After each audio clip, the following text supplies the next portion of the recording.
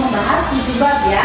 Nah, kami itu ada 14. Nah, sekarang saya akan membahas 7 bab lagi. Nah, yang pertama itu bab 8. Di sini tuh judulnya seni dalam berselingkuh. Jadi di bab ini menceritakan bahwa Ipang itu selalu gak kapok, intinya mah udah ketahuan selingkuh, tapi malah diulangin lagi.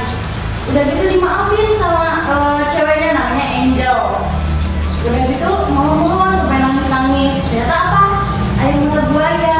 Di situ intinya kayak gitu ya. Udah gitu. Nah, yang bab 9 judulnya Malaikat versus Iblis. Nah, disinilah yang mulai memuncak.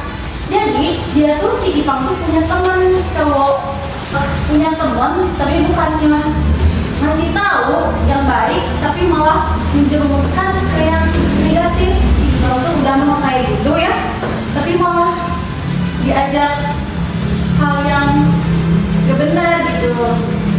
Udah tahu punya cewek, terus minta maaf tapi nangis, tapi udah gitu malah selingkuh lagi. Nah, di situ itu si Ipang tuh adalah ragu-ragu gitu. Jadi dia tuh belum sepenuhnya jelek lah, masih ada rasa kasihan sama ceweknya. Nah, udah kayak gitu, yang namanya temennya udah lama, terus sering main, jadi ya bawa-bawa deh, mau gak mau itu tergantung cowoknya. Nah, di sini makanya namanya serong, ya dia nggak bisa berjalan lurus gitu, labil intinya. Nah, udah gitu di sini di bab 10 selingkuh itu indah. Nah, jadi si cowoknya tuh yang si Ipang itu ya juga nggak kapok-kapok gitu. Terus si ceweknya juga emang namanya udah benar-benar sayang, jadi susah gitu, dimaafin lagi. Tapi di belakang cowoknya selingkuh lagi gitu. Ke bab 11 dilema. Dia tuh sebenarnya si Ipang itu tuh kasihan sama ceweknya, tapi tetap aja gitu, namanya temenan sama temen yang toksik ya susah gitu buat berubah juga. Nah, udah gitu yang paling anehnya tuh dia ketahuan selingkuh, jurusnya itu kasih nangis. Selain itu apa? Ngancem kayak bunuh diri. Ini zaman BBM ya, masih zaman BBM. Nah, terus si Ipang itu kayak gak mau putus, tapi tetap nyakitin ceweknya.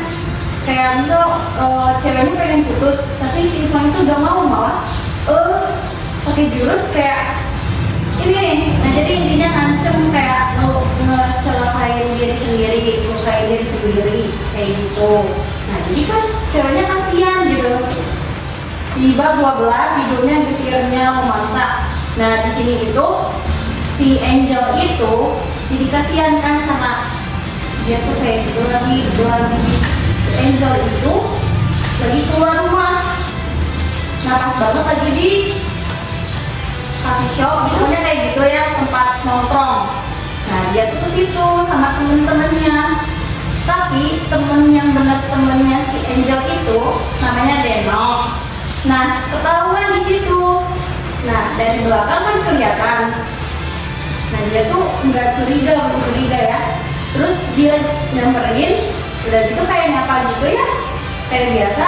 Ternyata di pinggirnya itu cowoknya. Nah, dari situ mulai banyak emosi di sini ya di bab ini. Ya namanya cewek kalau udah ngeliat itu pasti nangis, terus gak percaya, pasti ya gimana campur aduk gitu ya.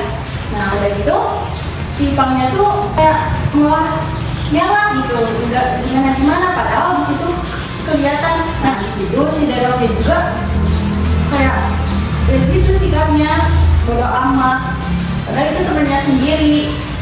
Tapi si Ipangnya tetap ngejar si Angel itu karena yang namanya cowok gitu tetap aja hatinya cuma satu gitu, masih kayak gitu, itu brengsek gitu. Nah, terus di bab 13 ini judulnya Kesempatan Kedua. Nah, di sini Ipang tetap mohon bakalan berubah katanya. Nah, di situ si Angel itu nggak percaya. Ya udah pengennya lihat dulu effortnya gitu. Nah, dan itu berminggu-minggu kemudian si Angel itu tuh udah hilang rasa.